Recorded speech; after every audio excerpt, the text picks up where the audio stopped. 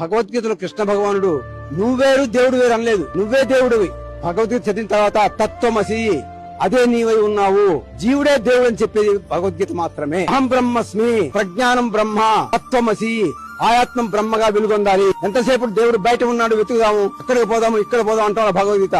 నీలోనే తస్మాత్ సర్వేషు కాలేషు మా మనుస్మర యుద్ధచ ఆమె వైశ్యస్య సంశయం. ఎవరైతే నిత్యము పరమాత్మ యొక్క ధ్యానంలో ఉంటారో పరమాత్మ స్వరూపాన్ని ప్రసాదిస్తారట. భగవద్గీతలో చెప్పబడింది, చక్షుశ్చైవాంతరే భ్రువో నాసాభ్యంతర చారిణ. రెండు కళ్ళ బొమ్మల మధ్య కుటి ప్రాంతంలో నీ దివ్య చక్షు ఉంది, దాన్ని వికసింప చేసుకో, చక్కగా పరమాత్మని చూడగలుగుతా ఉంటాడు. త్రైగుణ్య విషయావేద త్రైగుణ్యో భవార్జున నిర్ద్వందో నిత్య సత్వస్తో నిర్యోగ క్షేమాత్మ. ఇవన్నీ పట్టించుకోకు భక్త, నేను నీ ఎంత ఉంటాను, నీ యోగక్షేమాలు చూసుకుంటాను. నేను అదే ధైర్యంతో ముందుకెళ్తాను, ఎవ్వరు నన్ను ఏం చేయలేరు, ఆయనే చూసుకుంటాను.